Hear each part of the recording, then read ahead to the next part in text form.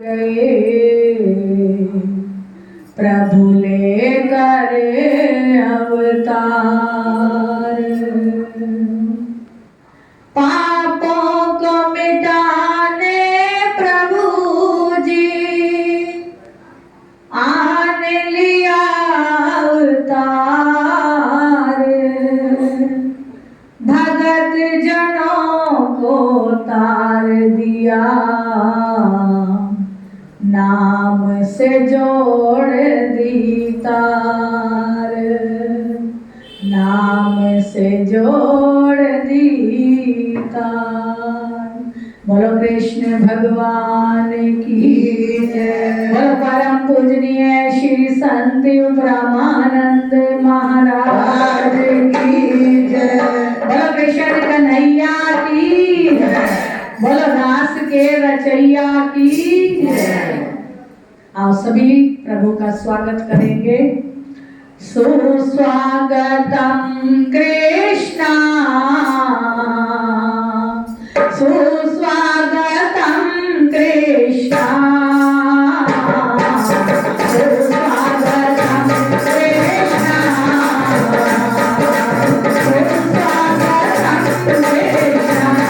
कृष्णा, सुस्वागतम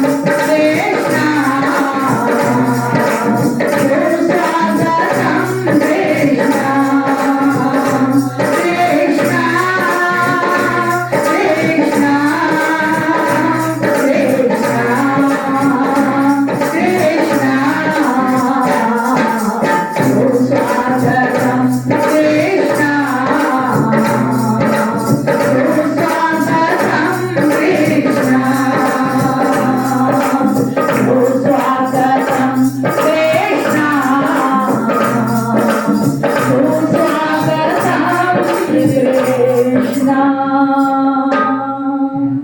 बोलो नंद के प्यारे की। एक बार हाथ ऊपर करते हुए बड़े भावों से क्या कहना है?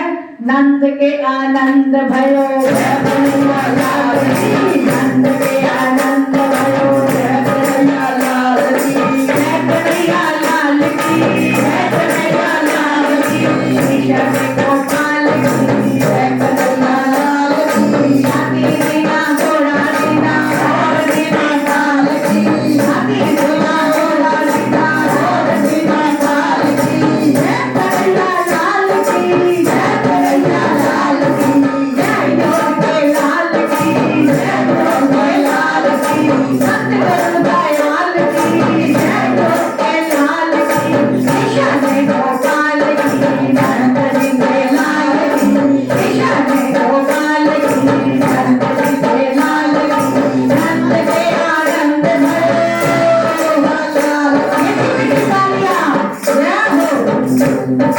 नंद के आनंद भयो जय कन्हैया लाल की, नंद के आनंद भयो जय कन्हैया लाल की, नंद के आनंद भयो जय कन्हैया लाल की, जय कन्हैया लाल की जय। छोटे गोपाल की, बलराम जी के भैया कृष्ण गोपाल की।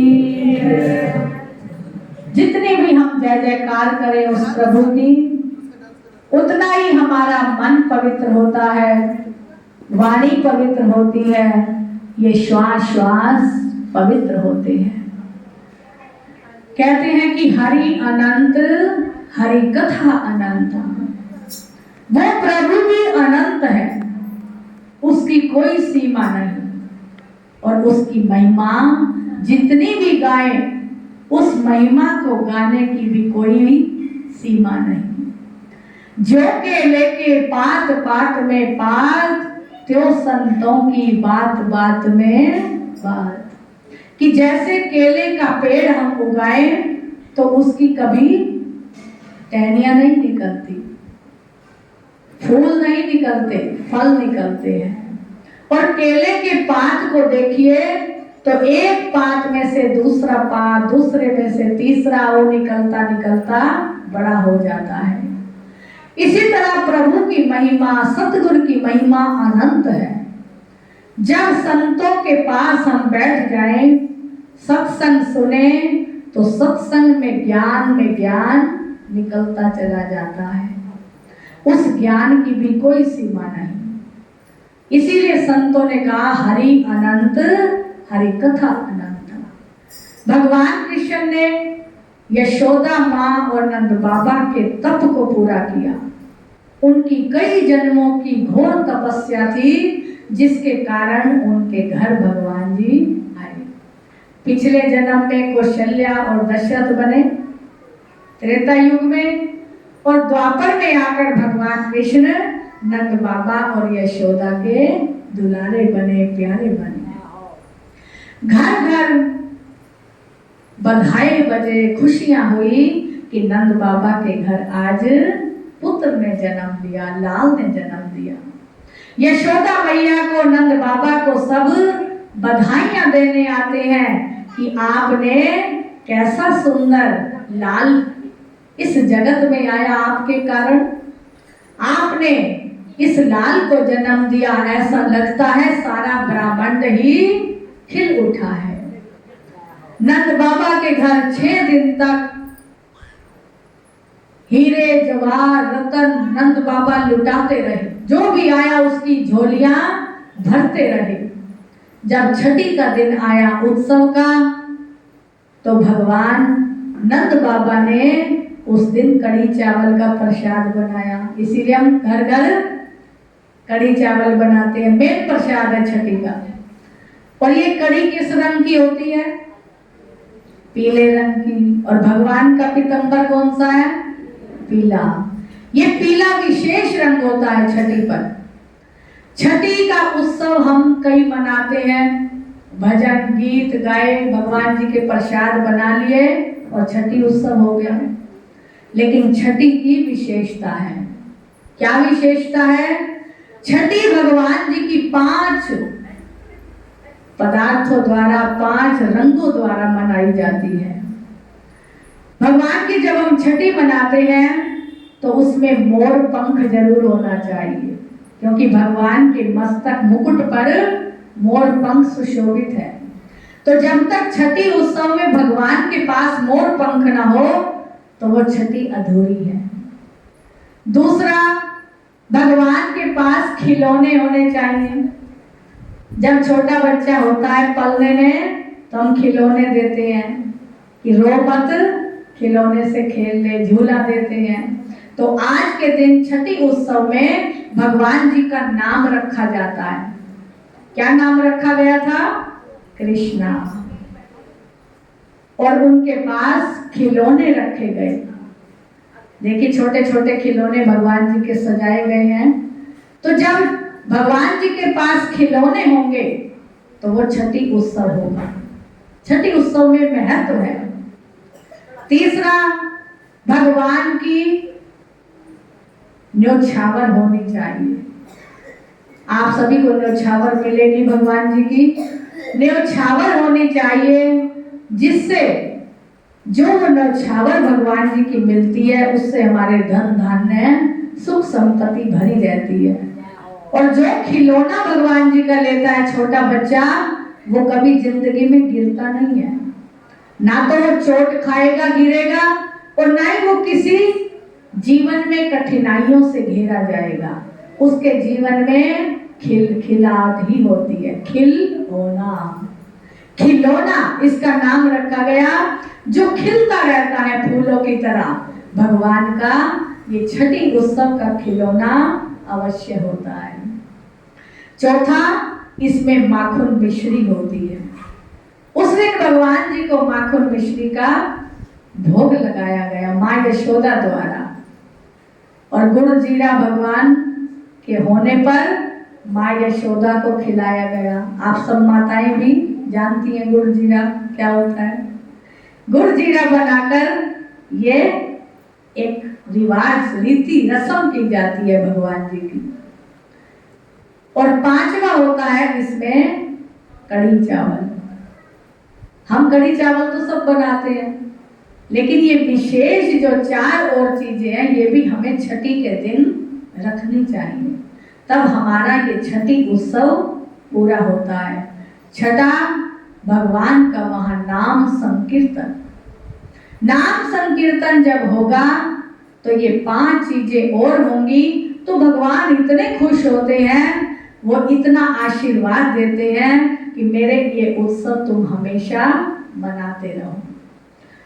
और जब ये छठी उत्सव हुआ, भगवान जब पहले दिन मथुरा से गोकुल में आ गए, गोकुल में आए तो कंस को पता चला, जब उसने महाशक्ति को 8वां पुत्र समझकर शिला पर पटक दिया, तो वह शिला पर पटकते ही मां शक्ति, मां दुर्गा के रूप में आ गई।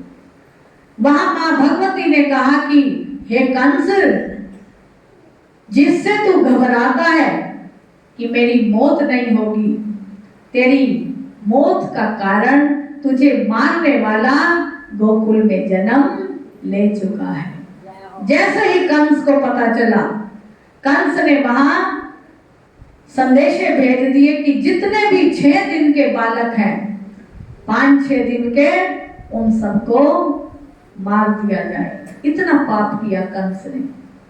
लेकिन नंद बाबा और यशोदा बड़े घबरा गए कि हमें कई मुद्दत से तरसते हुए हमें ये कृष्ण कन्हैया मिला है, यदि इसको कुछ हो गया तो हम कहाँ जाएंगे। माँ यशोदा और नंद बाबा ने बड़ा प्यार लिया और दिया भगवान कृष्ण को, जैसे हमें सतगुरुदेव ने प्यार दिया, इसी तरह माँ यशोदा और नंद बाबा ने भी भगवान को बड़ा प्यार दिया। अब मैं प्रार्थना करने लगी माँ यशोदा भगवान शंकर से और पार्वती माँ से। ये किस किस को पता है कथा? नहीं पता तो बड़े ध्यान से सुनिए। तो जब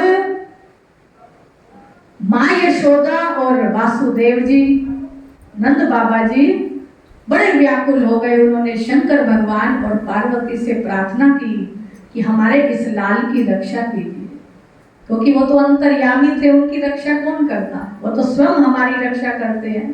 लेकिन एक ये संसार में भगवान ने दिखाया कि माता पिता का कितना स्नेह होता है बच्चों से।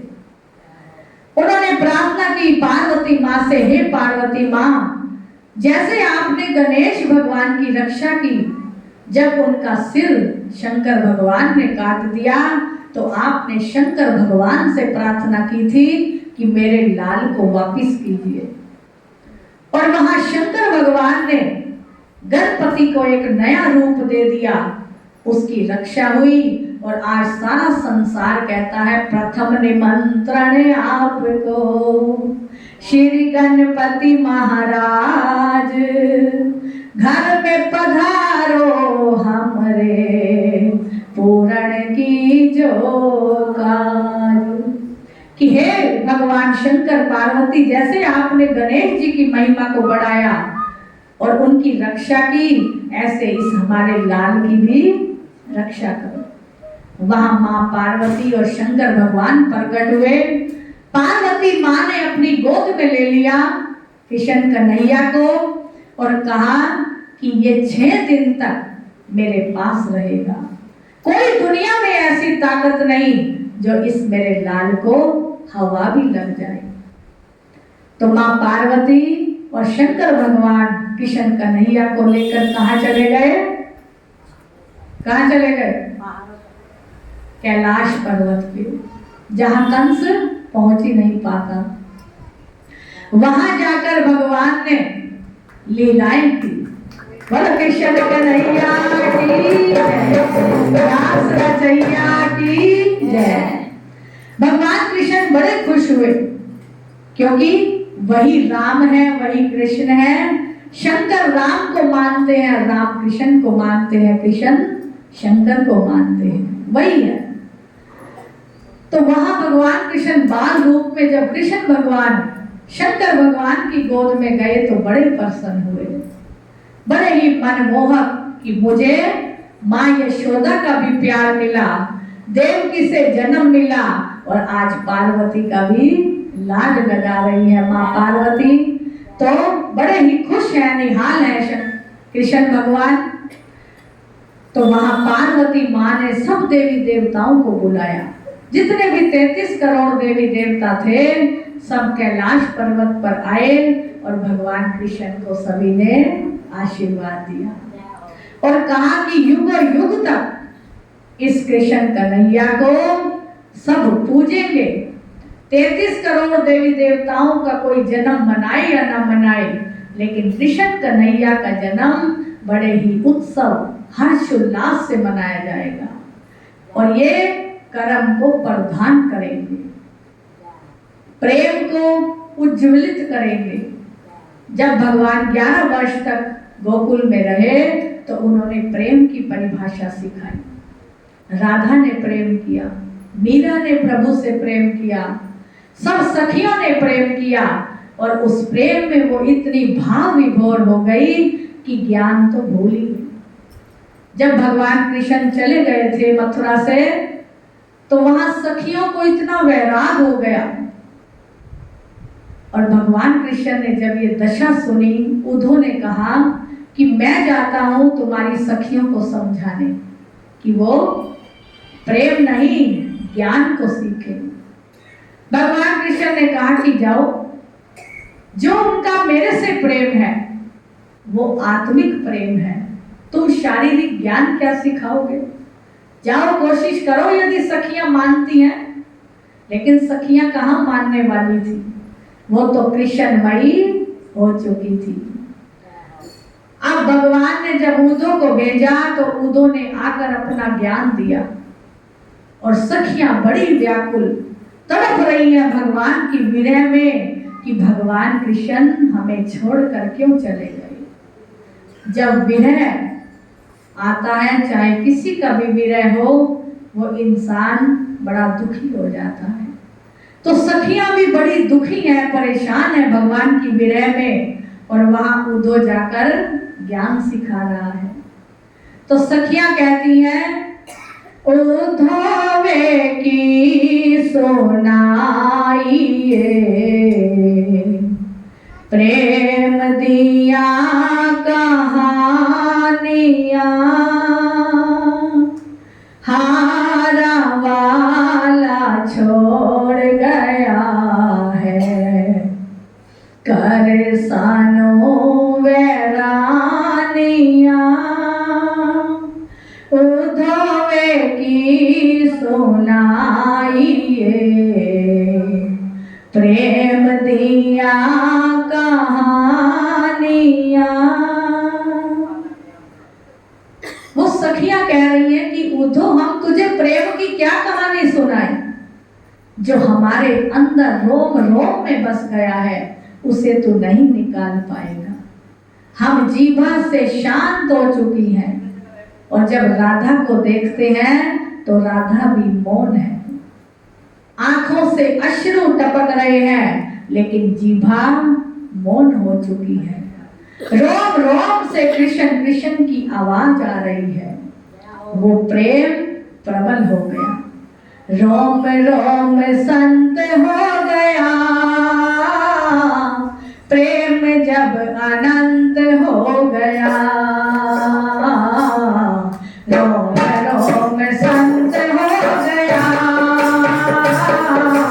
प्रेम जब अनंत हो गया।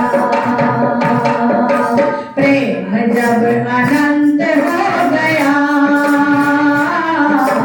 रोम रोम संत हो गया। सखियां कहती हैं कि हे उद्धव, ये रोम रोम हमारा संतों की तरह बन गया है। जितनी संतों में सहन शक्ति होती है, संयम होता है, त्याग होता है, वैराग होता है उनके अंदर, हमें भी भगवान कृष्ण ने ऐसा प्रेम सिखा दिया कि हम भी उसके प्रेम में प्रेममयी हो गई हैं, कृष्ण कृष्णमयी हो गई हैं। वहां उद्धव जी हार कर आ गए। ये आशीर्वाद किसका था? मां पार्वती का। और वहां उन्होंने ज्ञान से, जब महाभारत का युद्ध हुआ तो अर्जुन को बीच महाभारत के युद्ध में कुरुक्षेत्र की भूमि में ज्ञान सिखाया। किसका ज्ञान सिखाया? गीता का। गीता के जो हम 18 अध्याय पढ़ते हैं वो भगवान कृष्ण ने अर्जुन को 18 दिन में सीखा, 5 दिन में सिखाया। और 18 अध्याय जब अर्जुन ने सुने तो उसके हृदय से मोह दूर हो गया। वह समझ गया कि ये शरीर सब नाशवान है, केवल आत्मा ही अजर अमर है। वो ज्ञान भगवान कृष्ण ने सिखाया और कर्म करना सिखाया कि हर इंसान को जो भी धरती पर आया है उसे कर्म करना अवश्य है। शारीरिक, मानसिक, आध्यात्मिक तीनों तरह से जो कर्म करता है वो उस प्रभु के पार ब्रह्म स्वरूप के दर्शन करता है। ये है छठी उत्सव। जो इस ज्ञान को पा जाता है और भगवान की विशेषताओं को जान जाता है वो प्रभु में प्रभुमय हो जाता है। संसार में रहते हुए भी वो संसार से विरक्त रहता है। जैसे जल में कमल तो रहता है लेकिन कमल जल से विरक्त होकर रहता है। इसी तरह जो भगवान से प्रेम करता है, सतगुरुदेव से प्रेम करता है, उनके ज्ञान को अपने अंतर मन में जगह दे देता है, वो कृष्णमय हो जाता है, वो सतगुरुमय बन जाता है। बोलो कृष्ण भगवान की जय, बोलो नंद लाला के लाल की जय, बोलो कृष्ण गोपाल की जय। हाँ जाओ, आज हमारे मानसी बहन भगवान जी को रिझाने के लिए आपके सामने अपने भाव रखेंगी।